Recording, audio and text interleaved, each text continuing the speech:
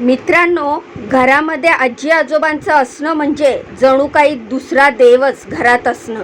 त्यांची माया, त्यांच्या अनुभवांच्या सावलीसारखं छत्र, हे सगळं कळत न कळत आपल्याला सांभाळत असतं. पण दुर्दैवाने आजच्या यांत्रिक जगामध्ये हेच वृद्ध वयातले अस्तित्व अनेकदा अदृश्य आधार न राहता भार वाटू लागले. ते जरा आजारी पडले, चालणं बंद झालं, थोडं लक्ष द्यायला लागलं की लगेचच त्यांना घरातल्या कोपऱ्यात ढकललं जातं.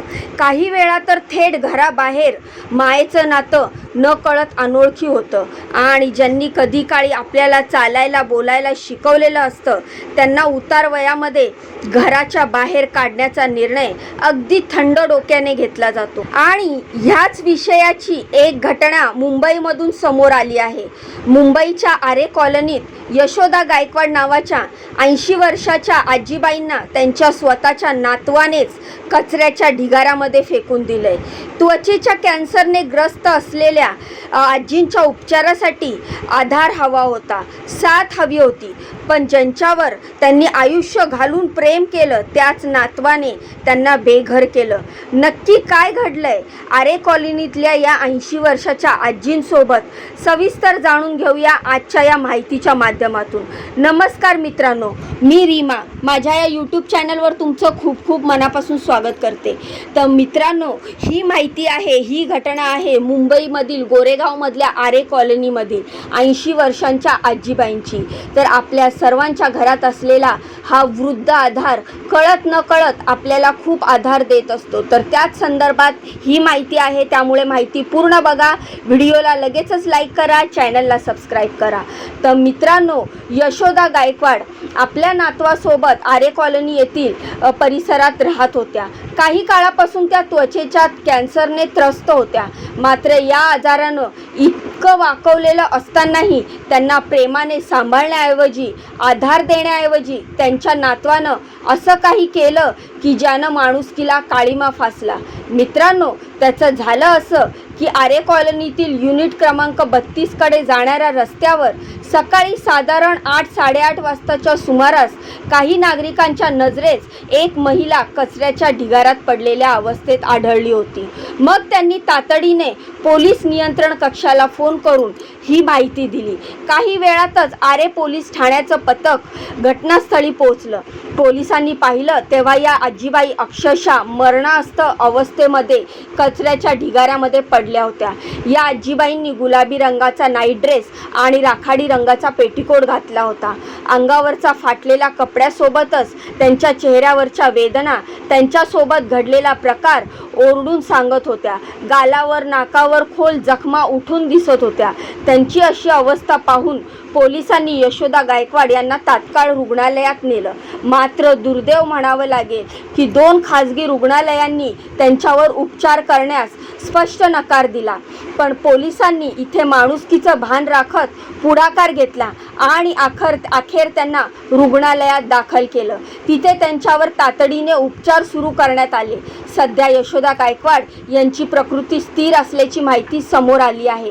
पण हा संपूर्ण प्रसंग समाजाच्या संवेदनशीलतेवरचा मोठा प्रश्न निर्माण करून जातो. या वृद्ध महिलेशी पोलिसांनी संवाद साधला तेव्हा त्यांनी मालाड येथील आपल्या राहत्या घराचा पत्ता सांगितला.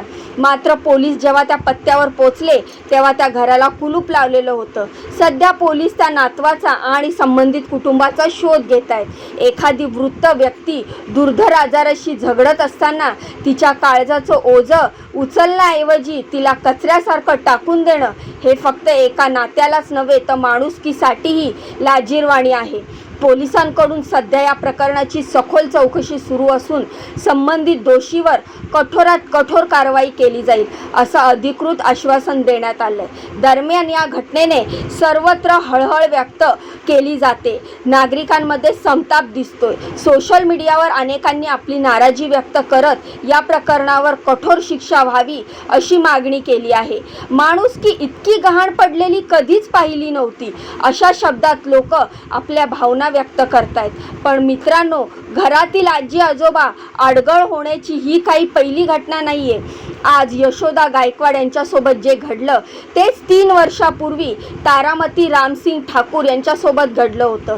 त्यांना देखील त्यांच्या नातेवाईकांनी कचरा कुंडीमध्ये जखमी अवस्थेत टाकून दिलं होतं. 8 वर्षापूर्वी त्यांचे पती वारले. त्यानंतर घरातली वातच बदलली. ज्या तारामती एकेकाळी त्या घराचा आधार होत्या त्या हळूहळू ओझं वाटू लागल्या. शेवटी त्या ओझ्यापासून मुक्त व्हायचं म्हणून नातेवाईकांनी थेट त्यांना एका निर्जीव वस्तूप्रमाणे कचरा कुंडीत फेकून दिलं. पण म्हणतात ना, देव माणसाच्या रूपात मदतीला धावून येतो. हे त्या दिवशी खरं झालं. बीडच्या स्नेहसावली आश्रमाचे निलेश मोहिते, त्यांना ही माहिती कुणाकडून तरी मिळाली. ते तातडीने त्या ठिकाणी पोहोचले. आजीबाईंना उचललं. त्यांच्यावर उपचार करून त्यांना आपल्या स्नेह सावली या संस्थेमध्ये सुरक्षितपणे घेऊन आले. तर मित्रांनो, यशोदा गायकवाड असू दे की तारामती, या दोघींच्या वेदना जरी वेगवेगळ्या असल्या तरी दुःख एकच आहे. जन्म देणाऱ्या, वाढवणाऱ्या माणसांच्या आजाराच्या वेळी सोडून देणं म्हणजे माणुसकीवर सर्वात मोठा काळा डाग आहे.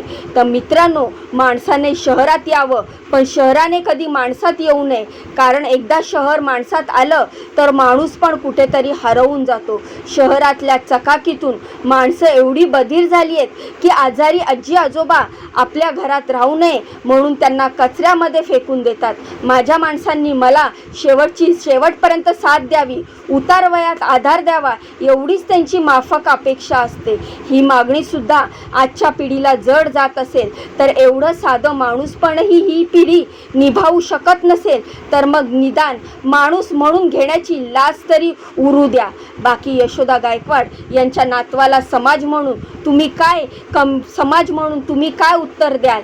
त्यांच्याबद्दल तुमचे काय म्हणणे आहे? आजकाल वृद्ध आजी आजोबा एखाद्या वयोवृद्ध झालेल्या गायीप्रमाणे, जनावराप्रमाणे झाले. जोपर्यंत ती गाय दूध देते, जोपर्यंत तिचा वापर होतो, जोपर्यंत ती दूध देत असते, तिच्या दुधाचा उपयोग होत असतो, ते दूध विकून घरखर्च, घरातला सर्व भार पेलवत असतं. त्या दुधाच्या खर्चातून तोपर्यंत तिच्यावर माया केली जाते, तिला चारा पाणी दिला जातो. आणि जेव्हा ती गाय उतार वयात येते, जेव्हा तिचं दूध देणं बंद होतं, जेव्हा ती म्हातारी होते, तेव्हा ती एखाद्या खाटकाला कापण्यासाठी देण्यात येते. तर अशाच प्रमाणे हा समाज वयोवृद्ध आजी आजोबांना जनावर किंवा आणखीन एखादी निर्जीव वस्तू समजून कचऱ्यात टाकली जाते किंवा त्यांच्याकडे दुर्लक्ष केलं जातं. तर या माहितीबद्दल तुमच्या काय प्रतिक्रिया आहेत? याबद्दल तुमचे काय म्हणणे आहे? मला कमेंटच्या माध्यमातून नक्की सांगा. जाण्याआधी व्हिडिओला लाईक करा, चॅनलला सबस्क्राईब करा. कारण मित्रांनो, हे पूर्णपणे फ्री आहे, पण तुमच्या एका लाईक आणि सबस्क्राईबमुळे मला भरपूर मदत मिळेल. तर जाण्याआधी तुमच्या बहिणीला नक्की सपोर्ट करा, व्हिडिओला लाईक करा, चॅनलला सबस्क्राईब करा. भेटूया पुढच्या माहितीमध्ये अशीच दमदार आणि लेटेस्ट अपडेट घेऊन. तोपर्यंत स्वतःची काळजी घ्या. बाय आणि नमस्कार.